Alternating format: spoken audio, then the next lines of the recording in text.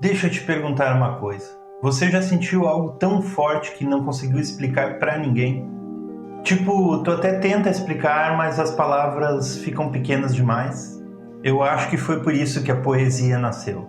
Porque simplesmente na vida tem coisas que não cabem numa frase normal. A gente passa a vida inteira achando que tem tempo. Tempo pra voltar, tempo pra dizer, tempo pra sentir de novo. Mas o tempo, ele não volta. Os momentos não avisam quando vão ser os últimos. E às vezes a última coisa acontece em silêncio. E quando a gente percebe, o que ficou não é o que a gente tinha, é o que a gente não viveu. Talvez seja por isso que a poesia existe. Porque quando a vida escapa, a gente tenta segurar ela em palavras. A poesia não começou nos livros, começou na voz. Muito antes da escrita existir, as pessoas já contavam história em forma de poesia. Era assim que lembravam de quem eram. Ritmo, repetição, emoção, tudo isso ajudava na memória. Um dos primeiros nomes da poesia foi Homero. Ele contou histórias como a Ilíada e a Odisseia.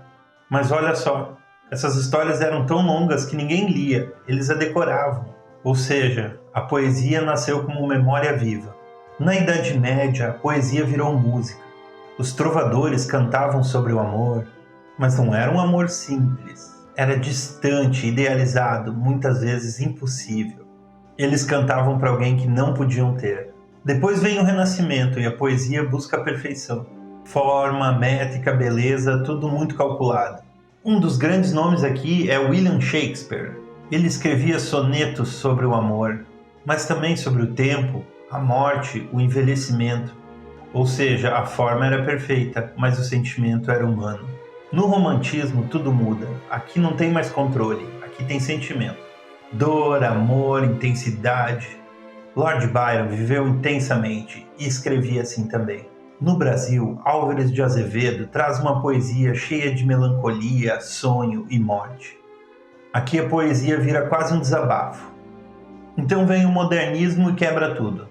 Sem regra fixa, sem obrigação de rimar. Carlos Drummond de Andrade escreve sobre o cotidiano, sobre o homem comum. Já T.S. Eliot mostra um mundo fragmentado, confuso, como a vida moderna. A poesia deixa de ser bonita e passa a ser verdadeira. Alguns poetas não escreveram só poemas, eles criaram formas de existir. Fernando Pessoa não era um só, ele era vários. Criava outras personalidades e cada uma escrevia de um jeito. Pablo Neruda escrevia sobre amor, mas também sobre o mundo, sobre a política e sobre a dor coletiva. E Emily Dickinson, que mesmo isolada, escrevia poemas profundos, silenciosos, mas intensos. A poesia não ficou no passado. E mais que isso, a poesia ajuda a gente a lidar com aquilo que a gente não entende. Ela não resolve a dor, mas dá forma para ela. Você sabia que existem poesias extremamente curtas? Como os haikais japoneses de apenas 3 versos. Existem batalhas de poesia falada, ao vivo, com emoção real. A poesia nunca parou, ela só mudou de forma.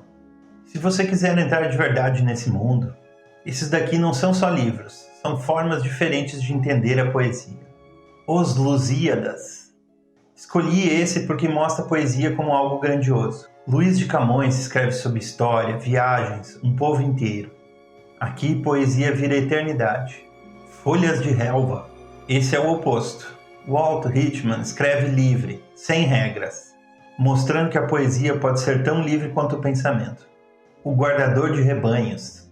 Aqui a poesia é simples, mas profundamente verdadeira. Fernando Pessoa cria um outro autor, para mostrar que ver o mundo sem complicar também é profundo.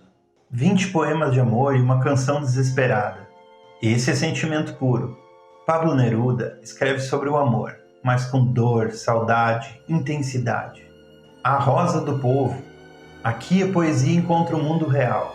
Carlos Drummond de Andrade escreve sobre a sociedade, guerra, cotidiano, mostrando que a poesia está na vida. Percebe uma coisa? A poesia poderia ser tudo isso. História, liberdade, amor, simplicidade, realidade. E talvez ela seja tudo isso ao mesmo tempo. A poesia não existe para ser entendida. Ela existe para ser sentida. E talvez seja isso que mantém a gente de pé. Eu reagi, agora é tua vez. Bora? Quero saber o que tu sentiu.